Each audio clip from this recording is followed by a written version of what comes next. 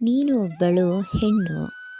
ನೀನೇನು ಸಾಧಿಸಿದೀಯಾ ಹೆಣ್ಣಾಗಿ ಅನ್ನೋದಕ್ಕೆ ಒಂದು ಉದಾಹರಣೆ ಹೇಳ್ತೀನಿ ಸ್ನೇಹಿತರೆ.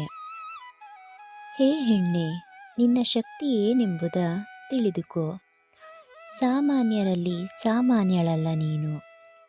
ನಿನ್ನ ಶಕ್ತಿಯ ಎದುರು ಮಣಿದವರೆಷ್ಟೋ, ನಿನ್ನ ಯುಕ್ತಿಯ ಎದುರು ಮಡಿದವರೆಷ್ಟೋ, ನಿನ್ನ ಪ್ರೀತಿಗೆ ತಲೆಬಾಗಿದವರೆಷ್ಟೋ, ನಿನ್ನ ಕೋಪಕ್ಕೆ ಇತಿಹಾಸದಲ್ಲಿ ತಲೆಗಳು ಉರುಳಿದವರೆಷ್ಟೋ.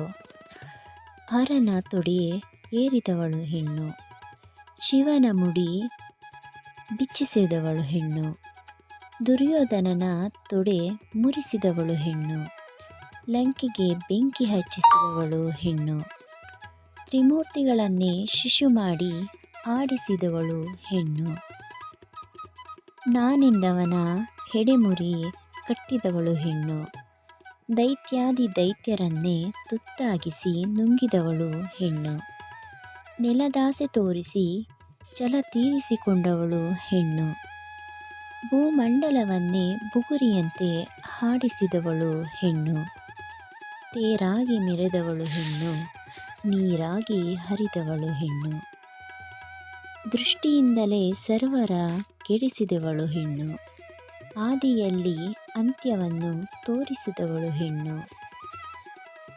ಅಂತ್ಯವ ತಂದು ಆದಿಯಲ್ಲಿರಿಸಿದವಳು ಹೆಣ್ಣು, ಹೆಳವನ ಉಳಿವಿಗಾಗಿ ಎಳೆಯ ಬೆಳೆಸಿದವಳು ಹೆಣ್ಣು, ಸ್ವರ್ಗ ನರಕದ ದಾರಿ ತೋರಿಸಿದವಳು ಹೆಣ್ಣು, ಒಂದು ಮಣ್ಣಿಗೂ ಮೀರಿ ಬೆಳೆದವಳು ಹೆಣ್ಣು, ತಾಯಿಯಾಗಿ ಜನ್ಮ ಕೊಟ್ಟಿದ್ದು ಹೆಣ್ಣು, ಮಗಳಾಗಿ ಕೀರ್ತಿ ತಂದಿದ್ದು ಹೆಣ್ಣು, ಸಹೋದರಿಯಾಗಿ ಸ್ಫೂರ್ತಿ ಕೊಟ್ಟಿದ್ದು ಹೆಣ್ಣು, ಸೊಸೆಯಾಗಿ ಮನೆ ಬೆಳಕಿದ್ದು ಹೆಣ್ಣು, ಮಡದಿಯಾಗಿ ಕಾಮದ ಹಸಿವು ನೀಗಿದ್ದು ಹೆಣ್ಣು, ಒಡತಿಯಾಗಿ ಸಂಸಾರದ ಭಾರ ಹೊತ್ತಿದ್ದು ಹೆಣ್ಣು, ಬಿತ್ತಿದ್ದು ಹೆಣ್ಣು, ಬೆಳೆದಿದ್ದು ಹೆಣ್ಣು, ಕಳೆ ಕಿತ್ತಿದ್ದು ಹೆಣ್ಣು, ಎಲ್ಲವೂ ಮೀರಿದ ಮಹಾಮಾಯೆ ಹೆಣ್ಣು.